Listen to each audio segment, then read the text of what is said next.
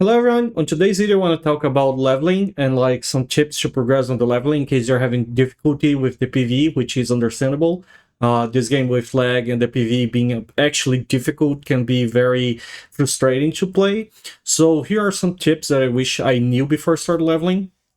The first thing I would recommend, since you're probably playing from outside of Korea, is to get a VPN/lag reducer like EXITLAG. Even if you don't have the resources to pay it, at least try the free version so you can use that for leveling. Because even if it reduces like your ping by like 50 to 100 ping on average, it's gonna like help you a lot on the combat, and it's gonna make like things less frustrating when you roll back or you lag between like inputs. So that's the first tip. The second tip I have to give you is take your time exploring the map and like grabbing side quests, because all the side quests and all the feathers that you find exploring the map will give you more status, will give you more skill points, and this will ease your progression by making your character a bit stronger. So do take your time to doing those. The third tip I can give you, which is very important and is kind of related to the side quests, is try to fill all your inventory slots when you start leveling. So it's very important that you have all your slots except those two underneath here, at least with some basic gear, because this will give you a lot of gear boosts so you can keep progressing with more ease.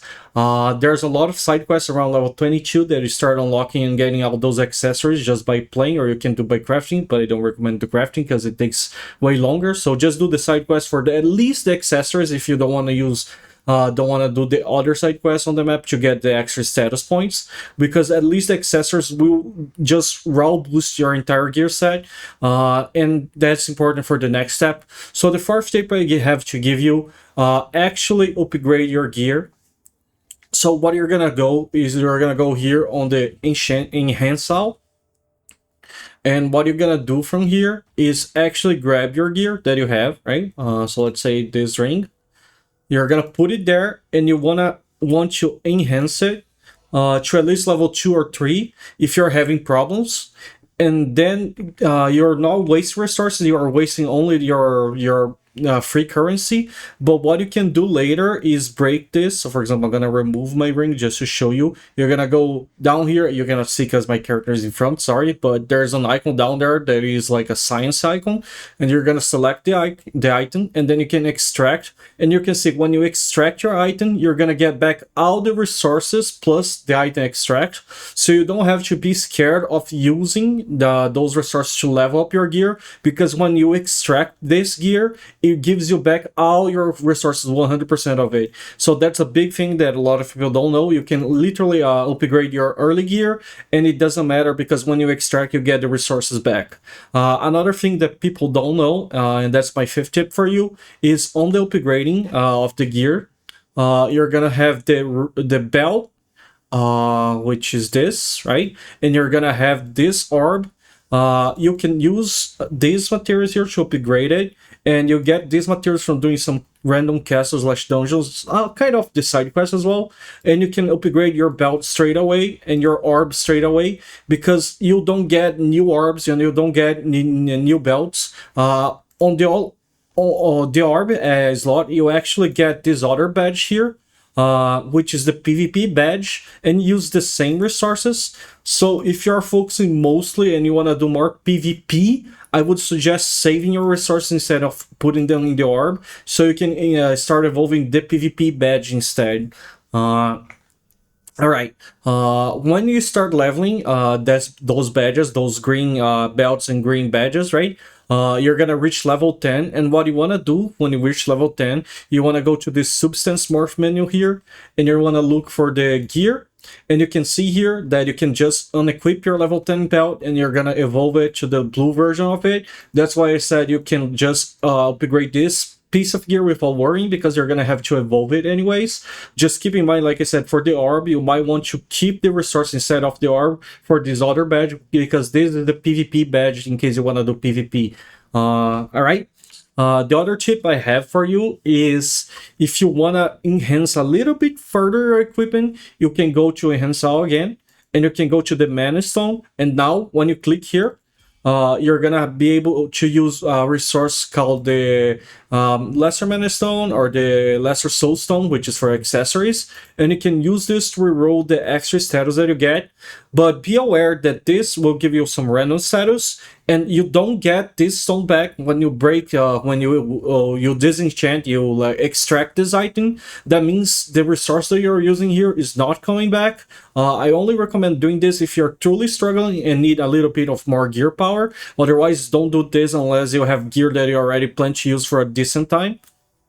The next thing I would recommend is be aware of your potions and your scrolls. There are scrolls like, for example, this that will actually boost your damage and your damage resistance, and you can use this for bossing if you're having problems. The same goes for some foods. They will give you actually buffs temporarily, so you can proc those before a boss fight in case you're having problems.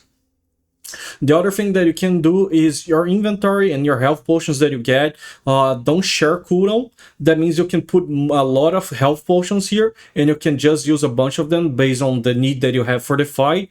Just keep in mind the potions can be a bit expensive, even more on the early game, so try to be resourceful those, at least on the start. For example, I stopped using my potions for a little bit on the early game. I stopped using my stone here to do extra damage because I didn't want to spend more money on them on the start of the game, because I was not needing. I had this turned on the entire time, so it was turned on. It was proccing like while I was doing side quests with like very whatever mobs, and then when I got to the boss fights, I would be low on potions, and then I would have to buy those potions, and those potions on the early game are not cheap. So that's another thing that I recommend, is being aware of like your auto consumption on those potions, and maybe trying to be more resourceful on them. All right, let's see. I think that covers most of the things that I wish I knew while leveling. I think the most important thing is going to be, like I said, take your time to explore the world if you're having difficulty in rushing the progression of the game. Getting at least your gear on every slot, that's going to help you a lot, even if it's a green gear, because when you upgrade, you get some flat bonuses. So just having the gear there and giving it like plus 2, plus 3 status already going to help you a lot on your gear, on your base status for the start of the game, so you can do the bosses with more ease. But that's mostly about it. I hope this helps. Nothing else comes to my mind when it comes to progressing. That's basically everything that I did and that helped me progress in the game. Oh, there's one more detail. When you're leveling your skills, this is a thing that you can miss very easily. You're gonna unlock stigma later on, and when you finish leveling up these skills, you're gonna get skill points that unlocks those milestones, which will give you extra bonuses on your skills. And the same goes for your active basic skills. Oh my god, my game's chugging. Holy. Your basic skills here, when you get them to a certain level, you're gonna unlock these slots here, which allow you to exchange like for certain buffs. For example, this skill is level 14, your max level on this skill leveling is 10, and everything else, this plus 4, you get from your what's the name of this? You get from your this table here, the Divanium table, by unlocking the blue stones here. This blue stones are literal level up for your skills, the green are level up for your passives, and then by unlocking those, by leveling up to level 8, 12, and 15, you're gonna unlock these 3 slots, and then you can just exchange based on whatever buff you might want to put in there. So for example, if you want multi-hit on the basic attack, if you want to recharge more mana instead of recharging HP and things like that. For example, this one will increase my damage and turn it to AoE. I'm able to charge this skill. So you see, the idea behind this is just check it out so you can you upgrade your skills, because I think this is a thing that a lot of people end up missing on the early game. But that's about it. I think this actually truly covers everything that I want to share and talk about. Thank you for watching. I hope this helps you on the progression. And that's all. See y'all later.